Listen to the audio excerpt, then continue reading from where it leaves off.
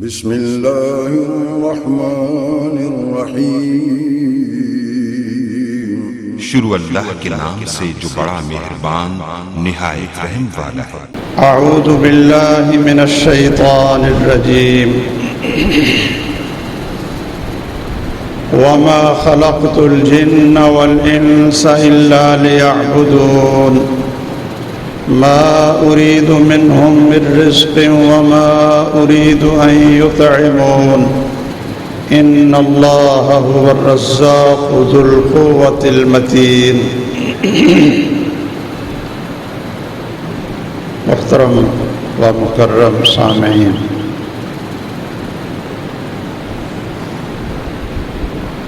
اللہ تعالیٰ نے ہمیں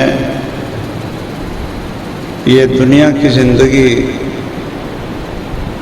ایک خاص مقصد کے لیے عطا کی ہے۔ اللہ تعالیٰ نے ہمیں ایک مقصد کے لیے پیدا کیا ہے۔ اگر انسان اس مقصد کو حاصل کر لیتا ہے تو وہ کامیاب ہے، اور اگر وہ اپنے مقصد کو حاصل کرنے میں ناکام رہتا ہے تو اس کی دنیا بھی برباد ہے اور اس کی آخرت بھی برباد ہے۔ انسان کو دنیا میں زندہ رہنے کے لیے کچھ چیزوں کی ضرورت ہے، تو وہ تو ہماری زندگی کی ضرورت ہے۔ ایک ہماری زندگی کی ضرورت ہے اور ایک ہماری زندگی کا مقصد ہے۔ ہماری ضرورت کیا ہے کہ زندہ رہنے کے لیے کھانا پینا، اور اسی طرح ہمیں سر چھپانے کے لیے گرمی اور سردی سے بچنے کے لیے مکان کی ضرورت ہوتی ہے، اور اسی طرح اپنے جسم کو ڈھانپنے کے لیے ہمیں لباس کی ضرورت ہے، اور اسی طرح زندگی برقرار رکھنے کے لیے ہمیں یہ سونے کی ضرورت ہے، اور اگر کہیں جانا پڑے تو ہمیں سواری کی ضرورت وہ پڑ جاتی ہے۔ یہ ساری چیزیں ہماری زندگی کا مقصد نہیں ہیں۔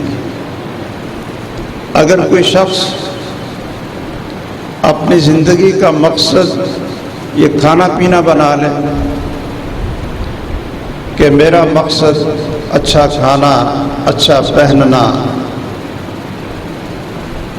اور اسی کے اوپر وہ رات اور دن محنت کرتا ہے، تو اس میں اور ایک جانور میں کوئی فرق نہیں ہوتا۔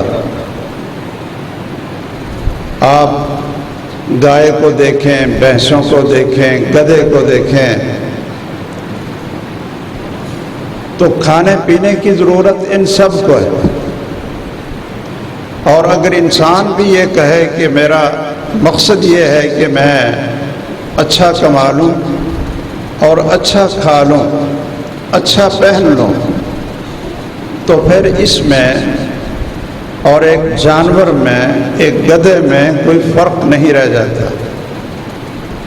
اسی طرح یہ لباس یہ ایک ہماری ضرورت ہے، اور اگر کوئی شخص اس کو زندگی کا مقصد بنا لے اور اچھے سے اچھا، مہنگے سے مہنگا، بلکہ پاکستان کے باہر سے بنے ہوئے لباس کے پیچھے پڑ جائے، تو یہ شخص بھی بڑا غافل ہے، بڑا جاہل ہے۔ لباس کا مقصد تو صرف اپنے سطر کو ڈھانپنا اور انسان کی زینت اور خوبصورتی کے لیے ہے، یہ ضرورت ہے ہماری، مقصد نہیں ہے۔ اسی طرح مکان بنانا یہ بھی ہماری زندگی کا مقصد نہیں، ایک ضرورت ہے۔ اگر کوئی 5 مرلے کے مکان میں رہتا ہے اس کی ضرورت پوری ہوتی ہے، الحمدللہ۔ وہ 3 مرلے کے مکان میں رہتا ہے اس کی ضرورت پوری ہو جاتی ہے، الحمدللہ۔ اور کچھ ایسے بھی لوگ ہیں کہ جو اپنی زندگی 60 سال کی ہو، 70 سال کی ہو، 40 سال کی ہو، وہ خیموں میں گزار دیتے ہیں۔ آپ نے دیکھا ہے کہ جو لوگ یہ دیہاتوں کے، شہروں کے ارد گرد آ کر بیٹھتے ہیں، جن کو ہم پنجابی میں ٹپری واس کہتے ہیں، وہ کوئی مکان نہیں بناتے، لیکن اپنی اور اپنے بچوں کی ضرورت وہ بھی پوری کر لیتے ہیں، سردی سے، گرمی سے بچنے کے لیے۔ اور جتنی زندگی اللہ عز و جلال نے ان کی لکھی ہوتی ہے اتنی ہی وہ گزار لیتے ہیں۔ اور اگر کوئی شخص اپنی زندگی کا مقصد بنا لے کہ جی میں نے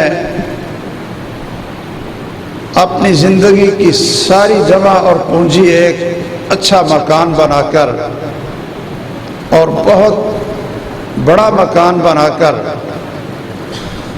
میں اگر حاصل کر لوں تو یہ میری کامیابی ہے اور میری زندگی کا مقصد پورا ہو۔ اور ہمارے ہاں بھی زندگی کی کامیابی کا مقصد یہی سمجھا جاتا ہے، اگر کوئی اپنے بچوں کی شادی کر لیتا ہے، زندگی میں بچیوں کی شادی کر لیتا ہے، اور رہائش کے لیے اس کو مکان مل جاتا ہے، سواری کے لیے اس کو موٹر سائیکل گاڑی مل جاتی ہے، تو ہم سمجھتے ہیں کہ یہ بڑا خوش قسمت آدمی ہے، اس نے زندگی میں ہی اپنے سارے کام پورے کر لیں۔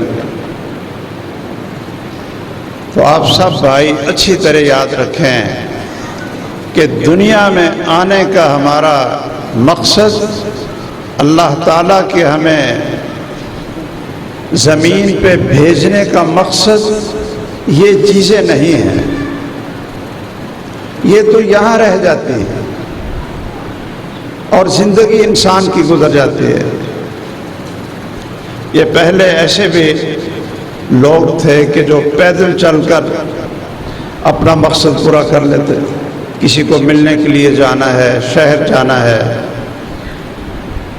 اور پھر یہ ٹرینیں چلی، بسیں چلی، اس کے ذریعے آدمی اپنا مقصد پورا کر لیتا ہے، اور پھر گاڑی اور موٹر سائیکل آ گئی۔ اور ہمارے جو پہلے بزرگ تھے وہ پیدل چل کر اپنے رشتہ داروں کو مل بھی لیتے تھے، اور جہاں ان کو ضرورت ہوتی تھی وہ اپنی پوری بھی کر لیتے۔ تو اچھی سے اچھی گاڑی یہ کوئی زندگی کا مقصد نہیں ہے۔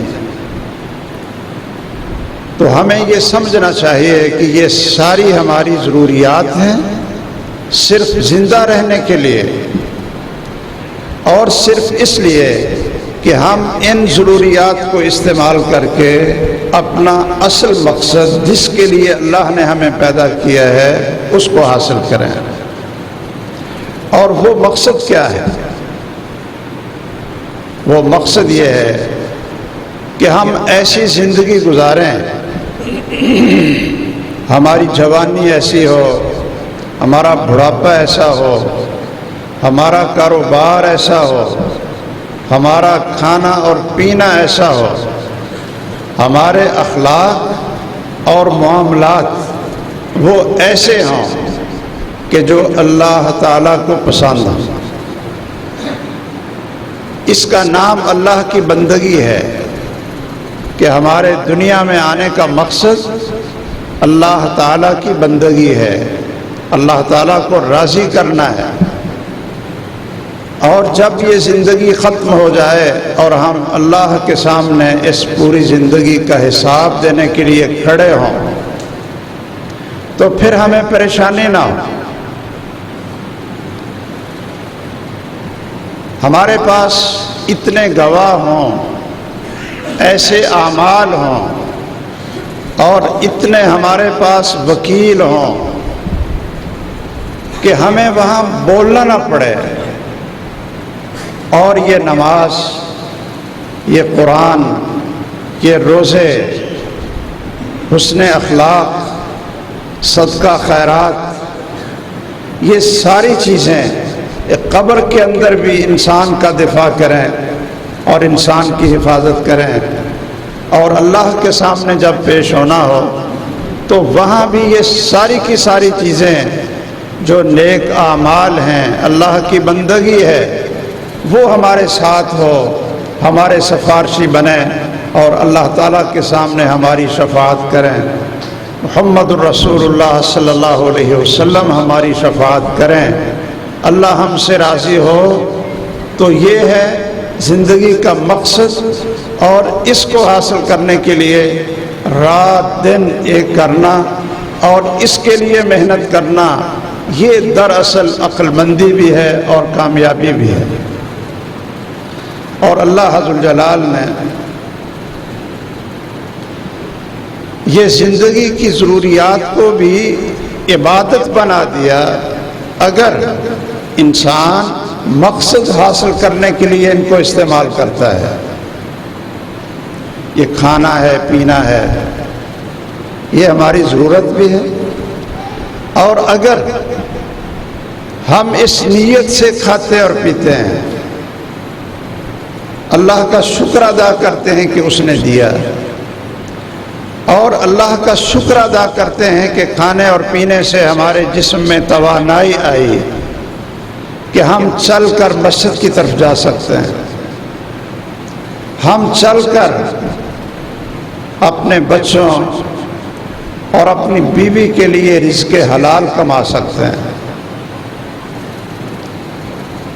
ہم اس توانائی سے اللہ کے سامنے کھڑے ہو کر نماز ادا کرتے ہیں اور اللہ ذو الجلال کی بندگی کرتے ہیں.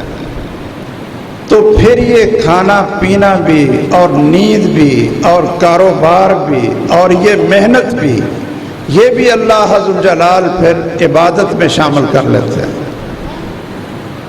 آپ نے علماء سے سنا ہوگا، رسول اللہ صلی اللہ تعالیٰ علیہ وسلم فرماتے ہیں کہ جو شخص کھانا کھاتا ہے، اب دیکھیے کہ کھانا یہ ہماری ضرورت ہے، جانور بھی کھاتے ہیں اور پرندے بھی کھاتے ہیں اور کافر بھی کھاتے ہیں، مسلمان بھی کھاتے ہیں. لیکن ایک مسلمان کے کھانے میں اور ایک اللہ کے منکر اور کافر کے کھانے میں فرق کیا ہوتا ہے کہ مسلمان جب کھانا شروع کرتا ہے تو کہتا ہے بسم اللہ، اللہ کے نام کے ساتھ. اس اللہ کا نام وہ بھولتا نہیں ہے، اور جب کھانا کھا لے اور یہ دعا پڑھے، اللہ کا شکر ادا کرے، الحمدللہ الذی اطعمنی ھذا ورزقنیہ من غیر حول منی ولا قوہ، یہ دعا پڑھ لے ان الفاظ کے ساتھ، اللہ ذو الجلال کا شکر ادا کر لے کہ اس نے ہمیں کھانا اور پینا عطا فرمایا ہے. تو رسول اللہ صلی اللہ علیہ وسلم فرماتے ہیں کہ کھانے پینے سے انسان کا پیٹ تو چلو بھاری جاتا ہے، اس کی ضرورت تو پوری ہو جاتی ہے، لیکن اگر ان الفاظ کے ساتھ اپنے اس اللہ کا شکر ادا کرتا ہے تو پھر اللہ تعالی اس کے ساتھ اس کے پہلے گناہوں کو معاف بھی کر دیتے ہیں. اب اس نے کھایا بھی ہے اور اللہ کا شکر ادا کیا ہے، اور ساتھ ہی اس کے غفر لہ ما تقدم من ذنبہ، اس کے پہلے گناہ بھی معاف ہوئے کہ اس نے اللہ کا شکر ادا کیا. اور یاد رکھیے ہم لوگوں کو ایک ایک لقمے پر، ایک ایک پانی کے گھونٹ پر اللہ کا شکر ادا کرنا ہمارے لیے واجب بھی ہے اور ہمارے لیے سعادت بھی ہے۔ اس دور میں تو ہر آدمی اپنے گھر میں بیٹھا ہر چیز کو دیکھ رہا ہے کہ وہ لوگ جو اچھے بھلے کاروباری بھی تھے اور اچھی بھلی آسودہ زندگی اور اچھی حالت والی زندگی اپنے گھروں میں گزار رہے تھے، اور رات کو سوئے ہیں تو ان کے گھر بھی مال سے بھرے ہوئے ہیں، ضروریات کی ہر چیز موجود ہے، ان کا مکان موجود ہے، اور گائے اور بھینسیں اور جانور وہ موجود ہیں، اور کھیتی موجود ہے۔ ان کو کوئی فکر نہیں تھی کہ ہم کھائیں گے کہاں سے اور ہم پئیں گے کہاں سے۔ لیکن ٹھیک 4 اور 5 گھنٹے کے اندر صرف، یعنی انسان سوچے کہ جن چیزوں پر وہ ناز کرتا ہے، جس مال اور دولت پر، اور جس مکان اور کوٹھیوں اور کاروں پر، اور جن جانوروں اور حیوانوں پر کہ میرے پاس تو جی بڑی بھینسیں ہیں اور گائے ہیں اور میں نے تو فارم بنایا ہوا ہے، لاکھوں اور کروڑوں روپے کی اس کو آمدن آ رہی ہے۔ یہ لوگ جن کو ہم اپنی آنکھوں سے دیکھ رہے ہیں وہ بھی ایسے تھے، یہ ان کے پاس بھی ہر قسم کی چیز موجود تھی، لیکن 4 سے 5 گھنٹے میں نہ ان کے مکان رہے، نہ گھر کا سامان ملا، اور نہ ان کے جانور ان کو ملے، وہ بھی پانی میں بہہ گئے، اور نہ ان کی فصلیں باقی رہیں، اور صرف کیا بچا، ان کے بچے بھی، بہت سے گھروں کے بچے بھی پانی کی نظر ہو گئے، اور وہ اپنے آپ کو اور چند بچوں کو، بیوی کو ہاتھ پکڑ کر کسی اونچی جگہ پہ جا کر انہوں نے پناہ لے لی، اور جو دینے والے تھے وہ لینے والے اللہ نے ان کو بنا دیا، اور ایک ایک لقمے کو اور صاف پانی کے ایک ایک گھونٹ کو وہ ترس رہے۔ کیا ہمیں اللہ کا شکر نہیں ادا کرنا چاہیے کہ ہم اپنے گھروں میں بیٹھیں اور صبح اور شام عافیت کے ساتھ اپنا کاروبار بھی کرتے ہیں؟ اس لیے ہمیں پانی کے ہر گھونٹ پر اللہ کا شکر ادا کرنا ہے، اور کھانے کے ہر لقمے پر الحمدللہ اللہ تیرا شکر ہے۔ یہ ہمارا اس میں کوئی کمال نہیں، بسم اللہ، اے اللہ یہ تیرے نام کی برکت ہے اور تیری توفیق ہے، اللہ تیرا شکر ہے، تو انسان اپنی ضرورت بھی پوری کرتا ہے اور ساتھ اس کے پہلے گناہ بھی معاف ہو جاتا ہے۔ اسی طرح آپ کھیتوں میں یا کسی جگہ پر کوئی ملازمت کرتا ہے یا کاروبار کرتا ہے، وہ کماتا ہے، اور مقصد اس کا کیا ہے کہ میں کسی کو دھوکہ نہ دوں، کسی سے خیانت، کسی سے جھوٹ اور فریب نہ کروں، میں حلال رزق کماؤں، خود بھی کھاؤں اور اپنی اولاد کو اور اپنے بیوی بچوں کو کھلاؤں۔ تو یاد رکھیے کہ یہ کاروبار، یہ تجارت، یہ ہماری ضرورت تھی، لیکن اللہ عز و جلال اس کو اتنی بڑی عبادت بنا دیتے ہیں۔ محمد الرسول اللہ صلی اللہ علیہ وسلم فرماتے ہیں التاجر الصدوق الامین، کہ ایسا کاروباری، ایسا تاجر جو الصدوق الامین ہو، کہ اپنے کاروبار میں جھوٹ نہ بولے اور کسی کے ساتھ وہ بددیانتی نہ کرے، امانت اور دیانت کے ساتھ کاروبار کرے۔ تو محمد الرسول اللہ صلی اللہ علیہ وسلم فرماتے ہیں کہ یہ کرتا تو کاروبار ہے تو تاجر، لیکن اس کی سچائی، امانت اور دیانت کی وجہ سے اللہ ذوالجلال اس کو قیامت کے دن کن کے ساتھ اٹھائیں گے؟ نبیوں کے ساتھ اللہ اس کو اٹھائیں گے، اور صدیقوں کے ساتھ اللہ اس کو اٹھائیں گے، اس کاروباری کو، اور شہداء کے ساتھ اللہ تعالیٰ اس کو اٹھائیں گے۔ تو ہماری جو زندگی کی ضروریات ہیں، اگر ہم ان کو بھی اللہ کی نعمت سمجھ کر اور اللہ کا حکم سمجھ کر ہم ان کو حاصل کرتے ہیں، یہ بھی ہمارے لیے عبادت بن جاتی ہے۔ آپ نے علماء سے یہ حدیث سنی ہوگی کہ محمد الرسول اللہ صلی اللہ علیہ وسلم نے فرمایا کہ جو شخص عشاء کی نماز پڑھ لے اور پھر سو جائے اور خوب وہ گہری نیند سوئے، یہ نیند اس کی ضرورت ہے۔ نیند کے بغیر انسان کی صحت برقرار نہیں رہ سکتی۔ نیند اللہ تعالیٰ کی بہت بڑی نعمت ہے،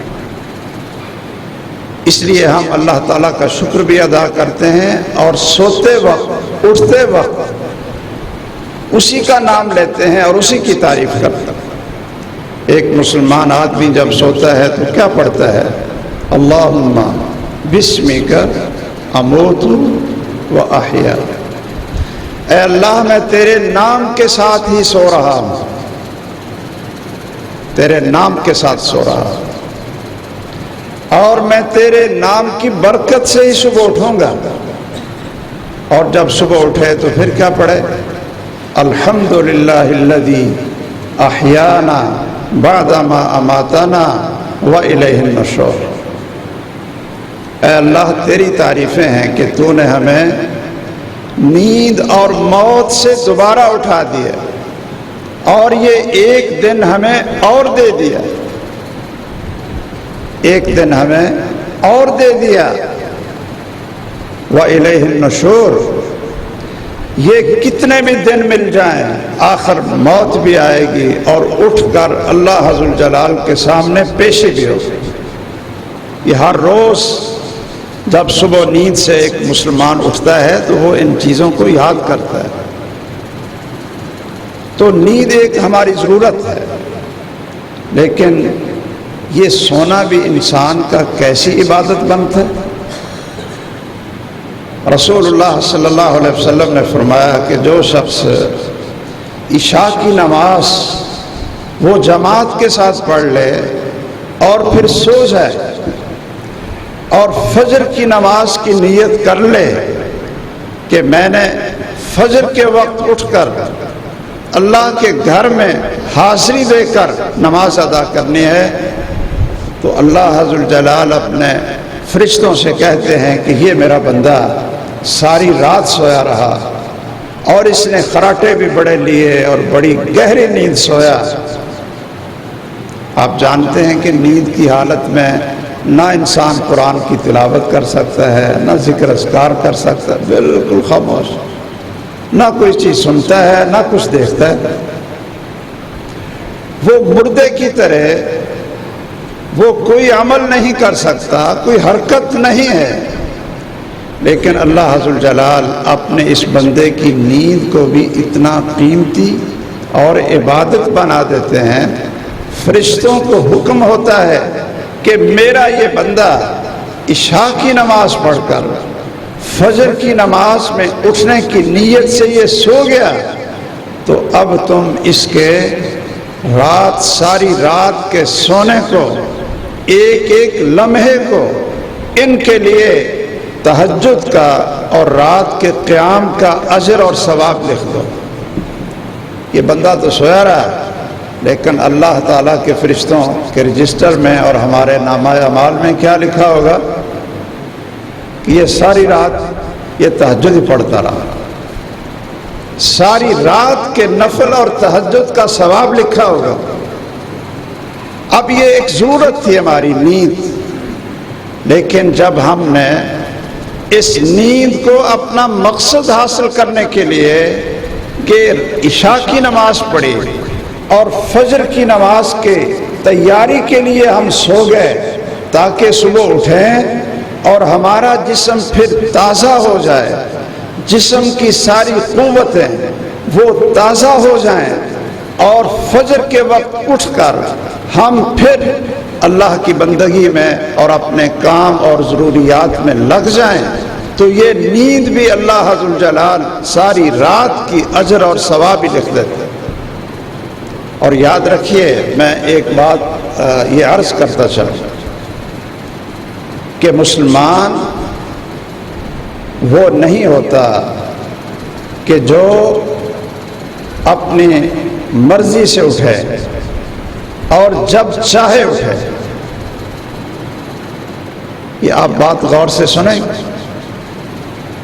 ہاں، اگر کوئی کافر ہے، کوئی یہودی ہے، عیسائی ہے، ہندو ہے، اس کو تو اختیار ہے کہ وہ جب اٹھے، جو اپنے ان کے طریقے کے مطابق جب اٹھے، 6 بجے اٹھے، 8 بجے اٹھے، اس کی مرضی ہے۔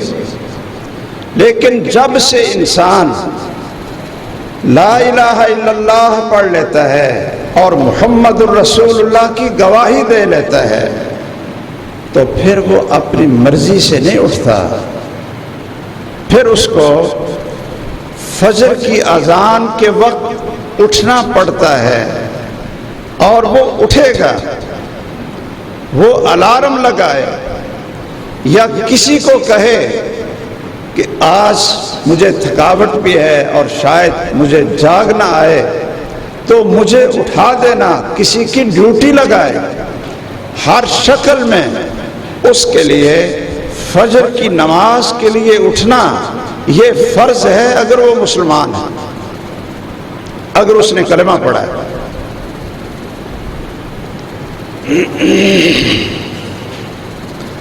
اور اگر رات سے اس کی نیت ہو، رات سے کہ جی میں تو اپنی نیند پوری کر کے صبح 6 بجے اٹھوں گا، 7 بجے اٹھوں گا، ناشتہ کر کے اپنے دفتر میں چلا جاؤں گا، اور فجر کی نماز کے لیے نہ اس کی نیت ہو نہ اس نے سوچا ہو، تو یاد رکھیے کہ یہ شخص پھر مسلمان نہیں ہے، یہ اپنے اس عمل سے وہ کافر ہو جاتا ہے، وہ کافر ہو جاتا ہے۔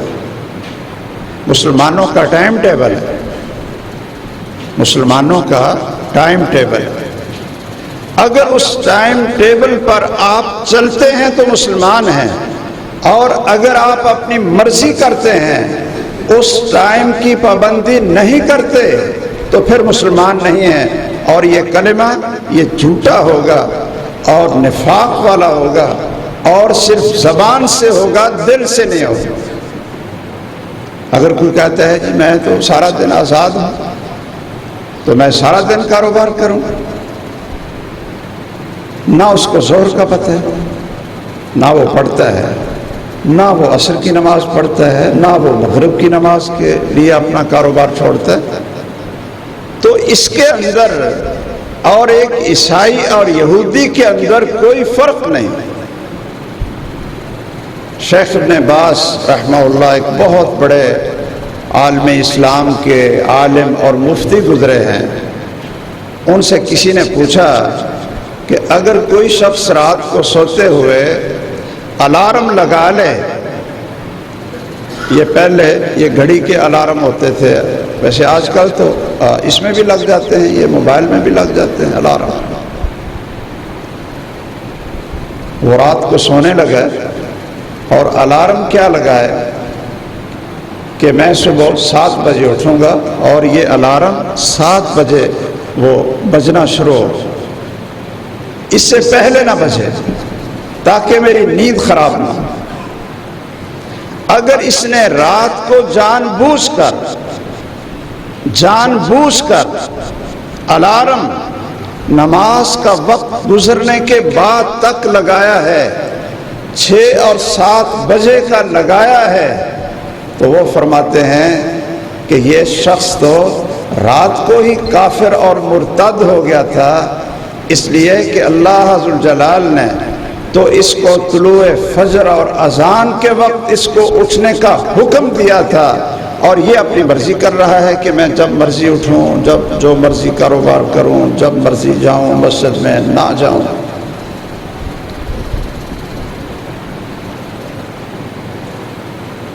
یہ صرف ایک رخصت ہے، اور ہم پتہ نہیں شاید کیا اس رخصت سے فائدہ اٹھاتے کہ اگر ایک آدمی نے رات کو نیت بھی کی اور کسی کی ڈیوٹی بھی لگائی، الارم بھی لگایا، لیکن پھر وہ نہ اٹھ سکا، نہ اس کو اذان کا پتہ چلا، یعنی رات کو اس نے پورا بندوبست کیا تھا۔ آپ کو یاد ہونا چاہیے کہ محمد رسول اللہ صلی اللہ علیہ وسلم ایک غزوے سے واپس آئے تو راستے میں گزارنے کے لیے اور آرام کرنے کے لیے ایک جگہ پر ٹھہرے، تو آپ جانتے تھے کہ آپ بھی تھکے ہوئے ہیں اور صحابہ کرام بھی تھکے ہوئے ہیں۔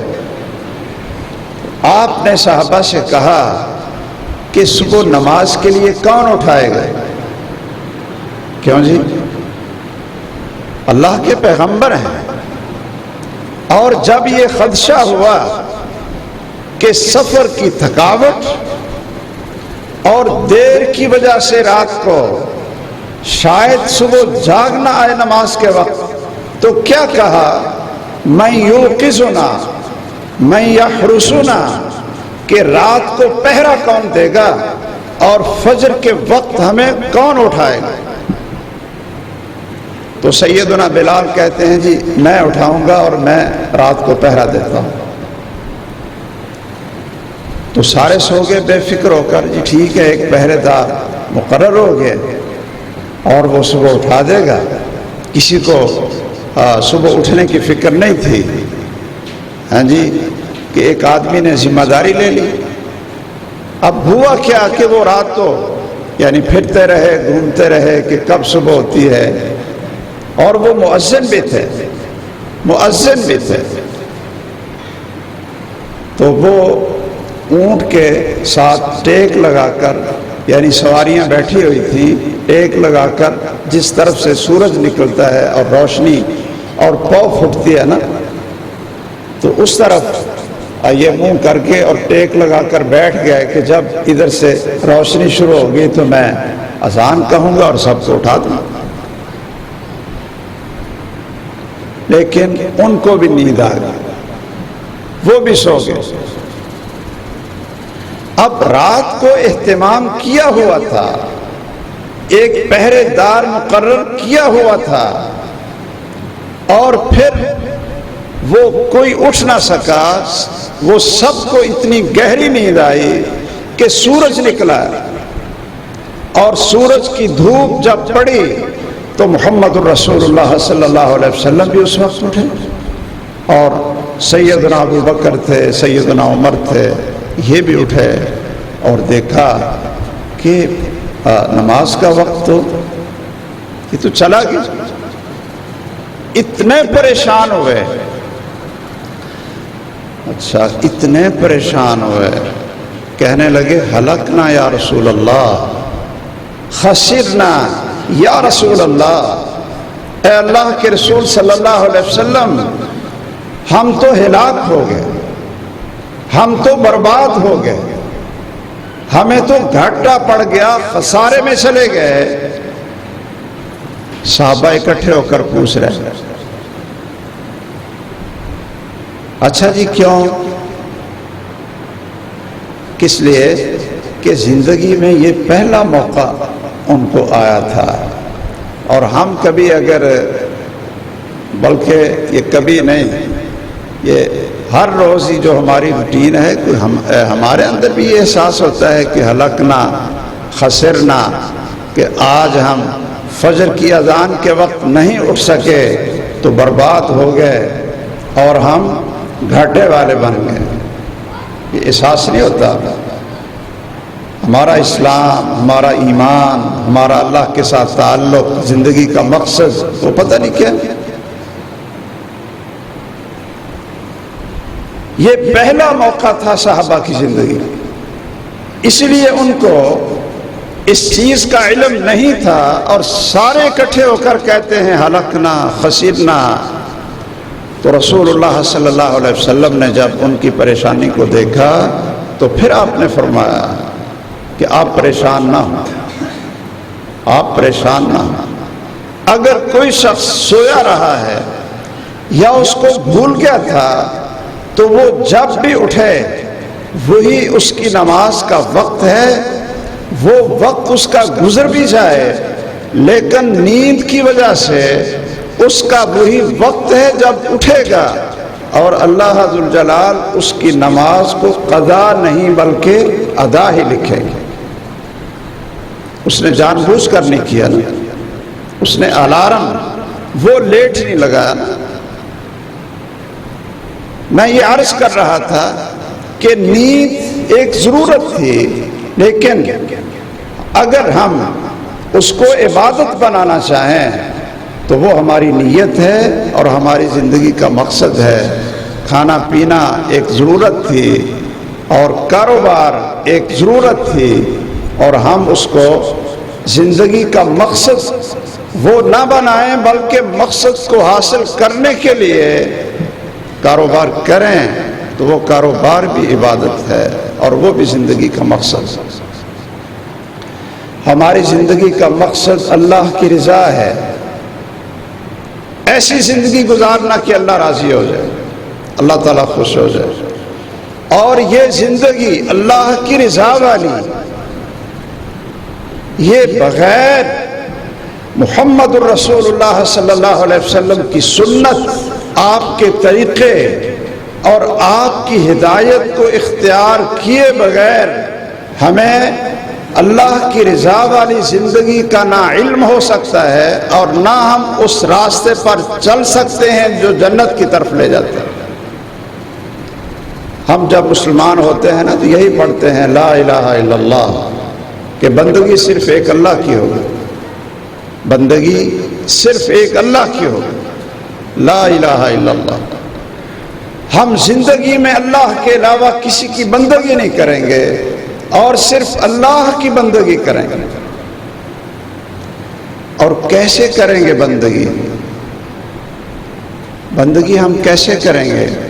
اللہ تعالیٰ ہمیں کیسے بتائے گا، ہمیں کیسے پتہ چلے گا؟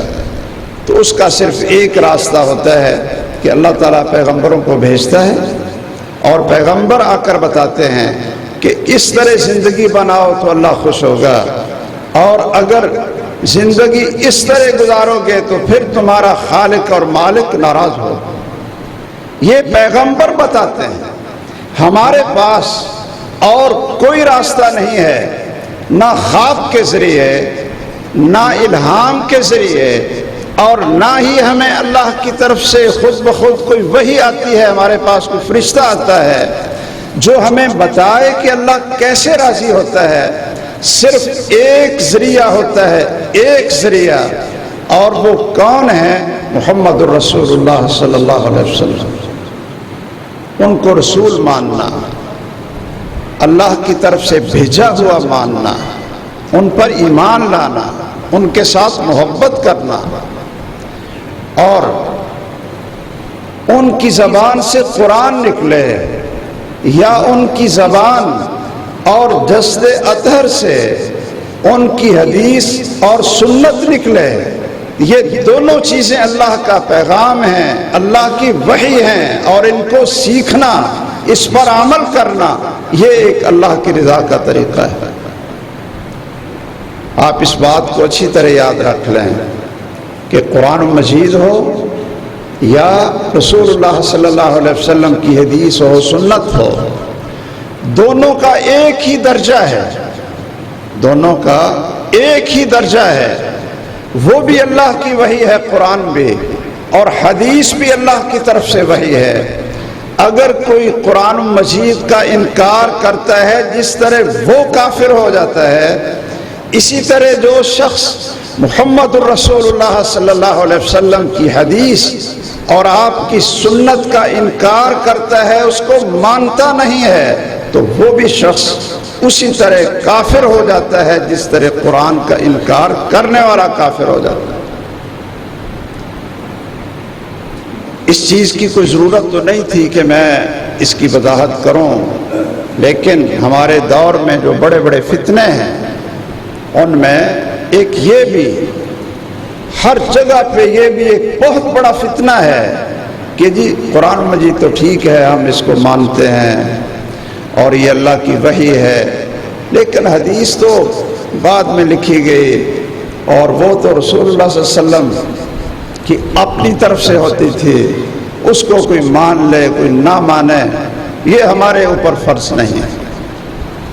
تو یاد رکھیے کہ ایسا شخص وہ مسلمان ہی نہیں ہوتا، وہ قرآن کا بھی منکر ہے۔ جو کہتا ہے نا میں قرآن کو مانتا ہوں اور حدیث رسول نہیں مانتا، در حقیقت وہ قرآن کو بھی نہیں مانتا۔ جو قرآن کو، جو حدیث کا منکر ہو وہ قرآن کا منکر ہے، جو سنت رسول صلی اللہ علیہ وسلم کا منکر ہو وہ قرآن کا منکر ہے، جو رسول اللہ صلی اللہ علیہ وسلم کی حدیث کا منکر ہے وہ اللہ ذوالجلال کا بھی منکر ہے، اور محمد کو رسول اللہ ماننے کا بھی منکر ہے۔ اس لیے دونوں ایک چیز ہیں۔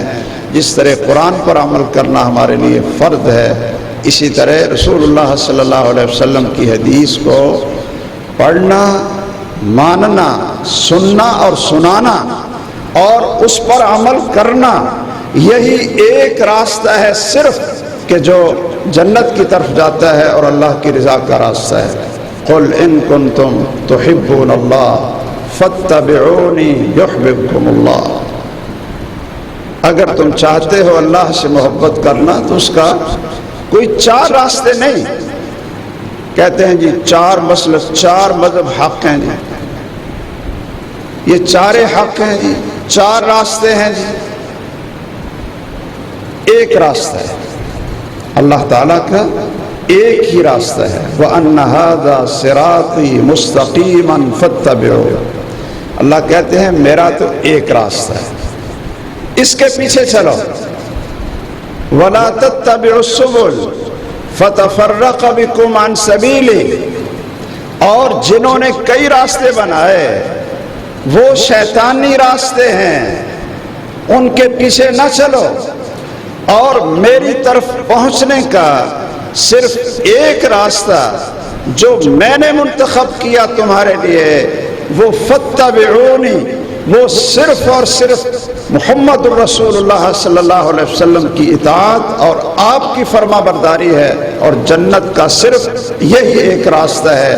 اور اس کے علاوہ جتنے راستے ہوں دائیں بائیں جاتے ہوں وہ سارے کے سارے شیطانی راستے ہیں۔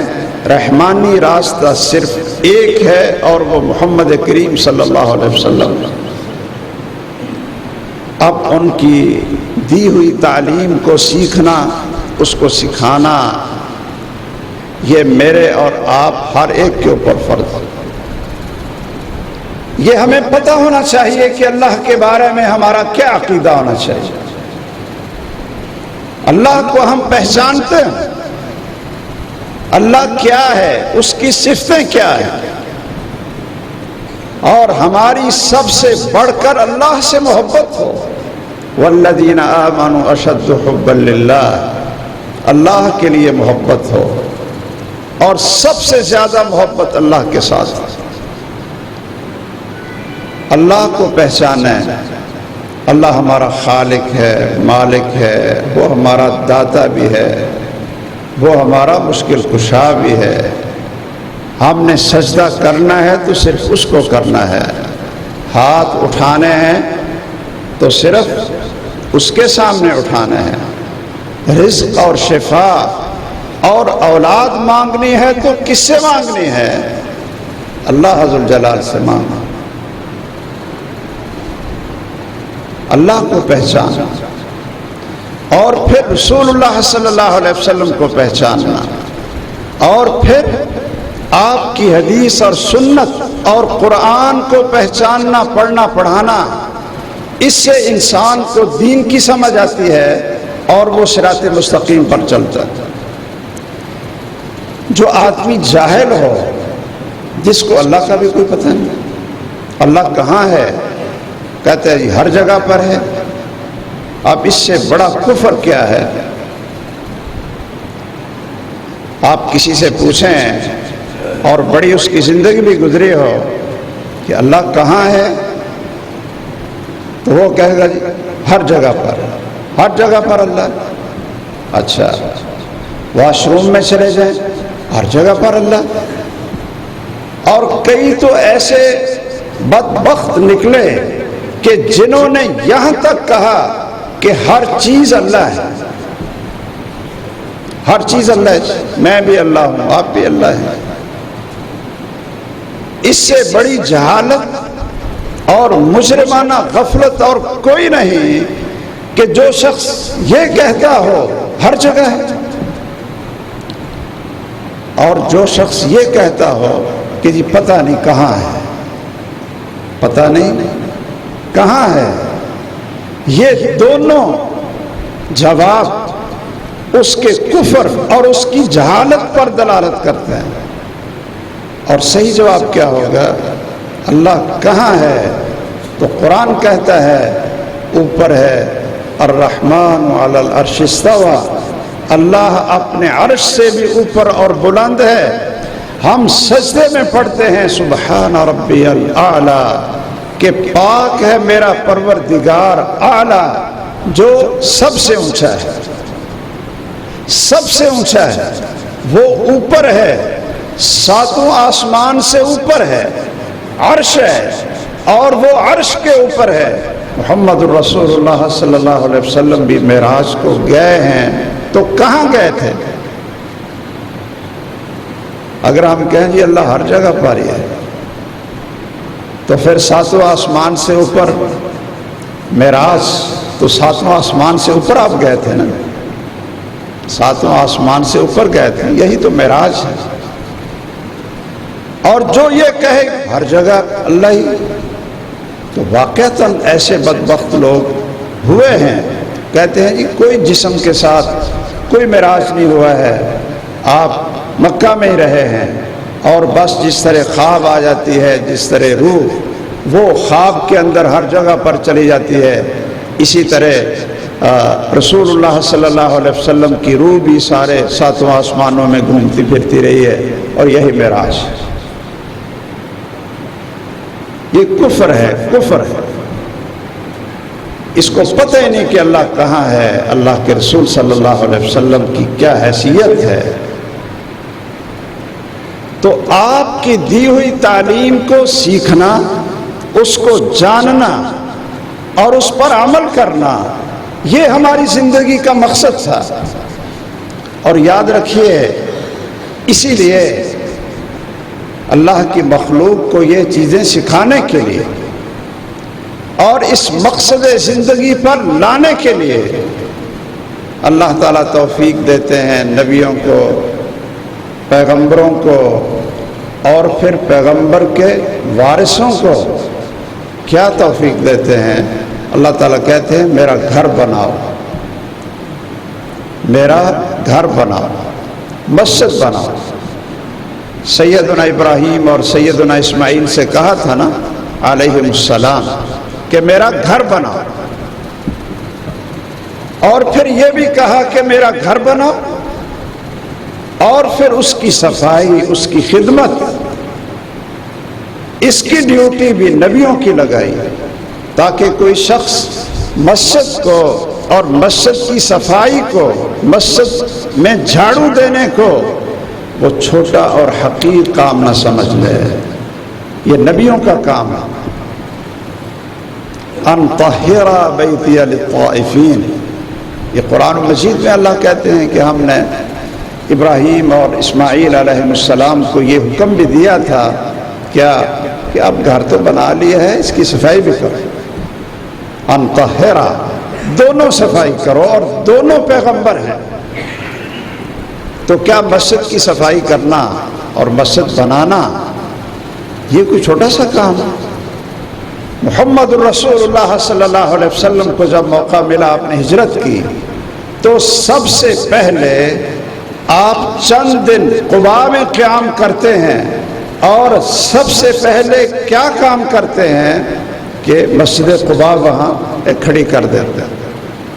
اور جب مدینہ شریف میں جاتے ہیں تو آپ تو سیدنا ابو ایوب انصاری رضی اللہ تعالیٰ عنہ ان کے گھر رہتے ہیں، یعنی کسی کے گھر رہتے ہیں، اور باہر دیکھتے ہیں کہ یہ کھلی جگہ ہے تو پوچھتے ہیں یہ کن کی ہے؟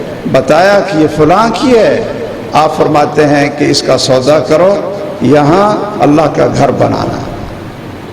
اپنے گھر سے پہلے مسجد نبوی بنائی، اپنے گھر سے پہلے مسجد قباء بنائی، اور اپنے گھر بعد میں بنائے اور مسجد نبوی بنائی، اور پھر اس کی صفائی بھی محمد الرسول اللہ صلی اللہ علیہ وسلم نے اپنے ہاتھوں سے کی.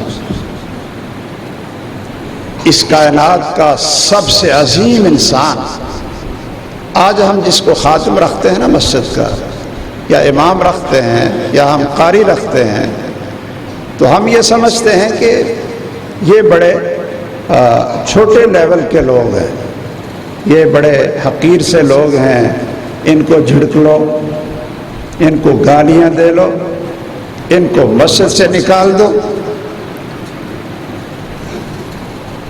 اور میں ایک بات آپ سے یہ ضرور عرض کروں، اگر کوئی شخص اپنے دل میں ایمان دیکھنا چاہتا ہے نا کہ اس کا اللہ پر، اللہ کے رسول صلی اللہ علیہ وسلم پر ایمان کتنا ہے اور محبت کتنی ہے، تو وہ آرام سے دیکھ سکتا ہے کہ اس کی محبت مسجد کے ساتھ کتنی ہے، مدرسے کے ساتھ کتنی ہے، اور مسجد اور مدرسے میں پڑھانے والے ان کی قدر و منزلت وہ اس کے دل میں کتنی ہے. جتنی ان کے ساتھ محبت ہوگی مسجد کے ساتھ، مسجد کے قاری کے ساتھ، عالم کے ساتھ اور طلبہ علم کے ساتھ، اتنا ہی اس کے اندر ایمان ہوگا. اور اگر اس کو مسجد سے نفرت ہے، دینی مدرسے سے نفرت ہے، اس کو دین کے عالم اور قرآن کے قاری سے نفرت ہے، اللہ کا دین سیکھنے اور سکھانے والوں کو وہ حقیر سمجھتا ہے، تو اس کو پتہ ہونا چاہیے کہ وہ سب سے بڑا بدبخت اور بدقسمت انسان ہے. اس کو پتہ ہی نہیں تھا. اس لیے ہمارے لیے سب سے بڑی سعادت، اور آپ حضرات کے لیے بھی، اس پورے اس محلے اور علاقے کے لیے ایک اللہ کا گھر بن جانا اور اس میں بچوں کی تعلیم کا سلسلہ شروع ہونا، اس سے بڑی اور کوئی سعادت نہیں ہے. کیا میں آپ حضرات کو بتاؤں کہ یہ پہلے ہمارے مدارس میں اگر کسی نے اپنے بچے کو قرآن مجید حفظ کروانا ہوتا تھا یا حدیث پڑھانی ہوتی تھی تو کہاں بھیجنا پڑتا تھا؟ جی دلی بھیجنا پڑتا. کیوں جی ایسے ہمارے آپ کے اس علاقے سے بھی، اور یہ وزیر آباد کے علاقے سے بھی، اور پورے بر صغیر کے علاقے سے جب کسی کو حدیث پڑھنے کی ضرورت ہوتی تھی تو وہ کہاں جاتے تھے؟ ان کو دہلی جانا پڑتا تھا، میاں نذیر حسین محدث دہلوی رحمہ اللہ کے پاس. اور اب بھی ہمارے مدارس میں ہمارے پاس بچے قرآن حفظ کے لیے کہاں سے آتے تھے؟ بلتستان سے. کہاں سے آتے تھے؟ سری لنکا سے. کہاں سے آتے تھے؟ افغانستان سے. اور کس لیے آتے تھے؟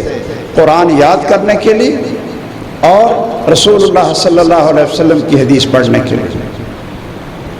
اور وہ اللہ کے مہمان ہوتے تھے. اتنی دور کا سفر وہ کیوں کرتے تھے؟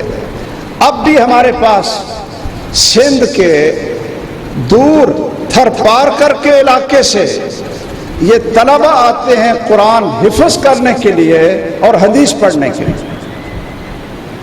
تو کیا آپ لوگ خوش قسمت نہیں کہ آپ کے گھر کے سامنے اور آپ کے محلے میں آپ کے علاقے میں اللہ تعالیٰ کسی کو توفیق دے اور وہ اللہ کا گھر بنا دے, وہاں قرآن کی تعلیم, حدیث کی تعلیم, نماز کا طریقہ, توحید کی تعلیم, اللہ کی پہچان اور زندگی کا مقصد سکھانے کے لیے مسجد اور مدرسے, اس سے بہتر نہ کوئی اللہ کی زمین پر جگہ ہے اور نہ کوئی اس سے افضل اور بہتر جگہ ہے.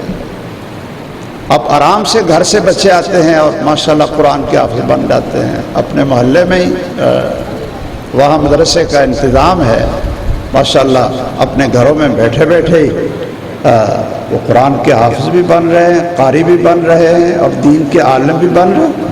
کیا اس پر اللہ کا شکر ادا نہیں کرنا چاہیے؟ اس لیے میں اس مسجد کے پہلے خطبے کی افتتاح کی مناسبت سے آخری پیغام آپ سب حضرات کو یہ دینا چاہتا ہوں کہ مسجد کی خدمت اور مسجد میں پڑھنے پڑھانے والوں کی خدمت اور مدرسے کو بنانا اور اس کی خدمت اور اس میں پڑھنے اور پڑھانے والوں کی خدمت, یہ اس زندگی میں سب سے افضل اور سب سے محبوب عمل ہے اللہ حضر جلال کے ہاں. اس لیے کہ یہ وہ وراثت ہے اور یہ وہ منہج ہے اور یہ وہ چیز ہے جو محمد الرسول اللہ صلی اللہ علیہ وسلم نے چھوڑی اور وہ ان مساجد اور مدارس سے آپ کو مل رہی ہے. اس پر جتنا وقت لگائیں گے آپ خوش قسمت ہیں, اور جتنے اس پر آپ کے پیسے لگے ہیں, یہ قاری کی خدمت پر, طلبہ کی خدمت پر, مسجد کی صفائی پر, مسجد کی خدمت پر, مسجد کا بل ادا کرنے میں اور مسجد کا ماحول نمازیوں اور رکوع والوں کے لیے اچھا اور خوبصورت بنانے میں اگر کوئی آپ کا 1000 10,000 روپیہ خرچ ہو جاتا ہے تو آپ اللہ کا شکر ادا کریں کہ یہ ایسی جگہ پر لگا ہے کہ اس کائنات میں اس سے بہتر اور کوئی جگہ نہیں. مسجد سے بہتر اس کائنات میں کوئی جگہ نہیں, اور قرآن کے عالم اور قرآن کے قاری سے بہتر اس دنیا میں کوئی انسان نہیں. سب سے افضل کون ہوتے ہیں؟ انبیاء ہوتے ہیں, کیوں جی ایسے. اور انبیاء علیہ الصلوۃ والسلام کے بعد اللہ کے ہاں سب سے افضل اور اعلیٰ کون ہوتے ہیں کہ جن کے پاس پیغمبر کا علم ہو, قال اللہ اور قال الرسول صلی اللہ علیہ وسلم, اور وہ لوگوں کو سکھا رہے ہوں. انسانوں میں سب سے بہتر وہ ہوتے ہیں اور سب سے بہتر پیسہ, آپ کی دولت, یہ سب سے بہتر آپ کا وہ پیسہ اور وہ دولت جو مسجد اور مسجد کو آباد کرنے والے, اس میں اللہ تعالیٰ کے رسول صلی اللہ علیہ وسلم کی وراثت کو سیکھنے اور سکھانے والے, جو ان پر خرچ ہوتا ہے وہ آپ کی زندگی کا سب سے قیمتی پیسہ ہے, اور اللہ کے ہاں اس کا تمام خرچوں سے زیادہ بڑھ کر اللہ کے ہاں اس کا اجر اور ثواب ہے. ہم اس پر اللہ کا شکر ادا کرتے ہیں, آپ بھی اللہ کا شکر ادا کریں. اللہ نے اپنا گھر بنانے کی اس محلے میں توفیق دی, اور اللہ تعالیٰ ہم سب کو توفیق دے کہ اب ہم اس گھر کے خادم بن جائیں, اس گھر کے خادم بن جائیں. اپنے ہاتھوں سے بھی صفائی کر لیا کریں, اپنے ہاتھوں سے بھی کبھی آ کر جھاڑو دے دیا کریں کہ اللہ کا گھر ہے. ہم نے تو ایسے ایسے تاجر دیکھے ہیں. ایک بہت بڑا تاجر تھا انڈیا کا, یہ شاید یہ واقعہ آپ نے سنا ہو پہلے. بہت بڑا تاجر تھا, 6 مہینے تجارت کرتا تھا, 6 مہینے. وہ کھل کر کاروبار کرتا اور 6 مہینے وہ مکہ میں جا کر بیت اللہ کی خدمت کرتا تھا۔ پتہ کیسے چلا؟ عید کا دن تھا، تو وہاں آپ کو پتہ ہے کہ عرب لوگ خوشی کے وقت عید کے دن بہت سخاوت کرتے ہیں۔ تو انہوں نے جتنے مسجد میں صفائی کرنے والے تھے، تو ایک بڑا سخی آدمی تھا، اس نے ہر ایک کو، کسی کو 200 ریال، کسی کو 500 ریال، یہ جو بیت اللہ میں صفائی کرتے ہیں نا، وہ یعنی بڑی تیزی کے ساتھ اور بڑی ان کو ٹریننگ ہوتی ہے، تو انہوں نے کہا کہ ان کی تنخواہ تھوڑی تھوڑی ہوتی ہے اور یہ کن کن ملکوں سے آئے ہیں، تو ہر ایک کو، کسی کو 500، کسی کو 200، کسی کو 500 ریال۔ تو ایک صفائی کرنے والے کو اس نے کہا کہ آپ بھی آؤ، تو وہ 500 ریال دینے لگا۔ اس نے کہا کہ مجھے تو ضرورت نہیں، 500 ریال مجھے تو ضرورت نہیں۔ اس نے کہا یہ پہلا شخص میں نے دیکھا، کیوں جی؟ پہلا شخص میں نے دیکھا ہے کہ مزدور ہے اور مسجد کی صفائی، بیت اللہ کی صفائی میں لگا ہے، اور 500 ریال دے رہا ہوں اور یہ کہتا ہے مجھے ضرورت ہی نہیں، یہ پتہ نہیں کون سی شے ہے۔ تو اس نے ان کے نگران سے پوچھا کہ بھئی یہ کون؟ اس نے کہا کہ یہ آپ اس کو نہیں پہچانتے، یہ ایک دنیا کا بہت بڑا کاروباری آدمی اور دولت مند آدمی ہے، یہ 6 مہینے کھل کر تجارت کرتا ہے اور 6 مہینے مکہ آ کر بیت اللہ میں اپنا نام لکھاتا ہے کہ یہ صفائی کرنے والوں میں میرا نام لکھو، قیامت کے دن اٹھوں تو ان لوگوں کے ساتھ اٹھوں جو اللہ کے گھر میں جھاڑو دینے والے تھے۔ اپنی اپنی قسمت۔ اس لیے آپ لوگ اپنی ہر چیز، زبان بھی، انسان زبان بھی تو ہلا سکتا ہے نا۔ کچھ لوگ کہتے ہیں جی ہمارے پاس تو ہے، کچھ نہیں ہے، تو ہم کیا خدمت کریں گے مسجد کی، ہم کیا خدمت کریں گے قرآن پڑھانے والے کی، ہم کیا خدمت کریں گے طلباء کی اور مسجد کی صفائی کرنے والے کی، ہم کیا خدمت کریں گے؟ وہ اللہ کے بندو، یہ گھر میں بھی تو خرچ ہوتا ہے نا۔ کچھ سارے بھوکے سوتے ہیں، کیوں جی؟ کیا بھوکے سوتے ہیں؟ کھا کر سوتے ہیں؟ اپنی اولاد کو پالتے ہیں یا نہیں پالتے ہیں؟ تو کیا اس سے آپ ایک حصہ اللہ کے نام پر مقرر کر دیں تو پھر اللہ عز الجلال باقی میں بھی اتنی برکت عطا کر دیتے ہیں۔ جو اللہ کے ساتھ شیئر کر لیتا ہے نا جی، اپنے کاروبار میں اللہ کا شیئر رکھ لیتا ہے، اللہ کے گھر کا شیئر رکھ لیتا ہے کہ 5% یا 10% یہ اللہ کے گھر کے لیے وقف ہے، تو پھر اللہ عز الجلال اس کے کاروبار میں اتنی برکتیں عطا فرماتا ہے کہ آدمی سوچ نہیں سکتا۔ تو میں سب حضرات کو اس چیز کی طرف توجہ دلاتا ہوں کہ مسجدیں تو بن جاتی ہیں، لیکن مسجدیں بنانے کے بعد ان کو صحیح طریقے سے آباد کرنا مسجد بنانے سے زیادہ مشکل اور زیادہ بڑی ذمہ داری ہوتی ہے۔ آپ اچھے عالم کا بندوبست کریں گے، اس کی خدمت کریں، اچھے قاری قرآن پڑھانے والے آپ اس کی ڈیوٹی لگائیں گے اور اس کی اچھی طرح خدمت کریں، اور طلباء کو اور لوگوں کو قرآن اور سنت سکھانے کے لیے اس مسجد میں جو وقت لگائے گا اس سے افضل عمل اور کوئی نہیں ہے۔ اور ان تینوں کی خدمت کرنا، مدرسہ، مسجد اور اس میں کام کرنے والے، ان کا احترام کرنا، ان سے محبت کرنا اور ان کو تعظیم دینا، یہ انسان کی سعادت ہے۔ اور سب سے اللہ کو محبوب اور افضل پیسہ وہ ہے کہ جو انسان اس راستے پہ لگا دے، قرآن کی تعلیم کے راستے پر، مسجد کو آباد کرنے کے راستے پر، حدیث کی تعلیم کے راستے پر، مسجد کو صاف رکھنے کے راستے پر، اس سے بہتر دنیا میں اور کوئی جگہ نہیں ہے۔ کئی لوگ ایسے ہیں کہ اگر ان کو کہا جاتا ہے نا جی فلاں جگہ پر ضرورت ہے، اور وہ جب دیکھ لیتے ہیں کہ واقعتاً ضرورت ہے تو وہ حقیقت ہے شکر ادا کرتے ہیں، کہتے ہیں جی آپ کی مہربانی، آپ نے ہمیں جگہ بتا دی، آپ نے ہمیں صحیح جگہ بتا دی، ہم وہاں خرچ کریں گے، اللہ راضی ہوگا اور ہمارے کاروبار میں اللہ تعالیٰ برکت ڈال دے گا۔ اس کو حقیر نہیں سمجھتے۔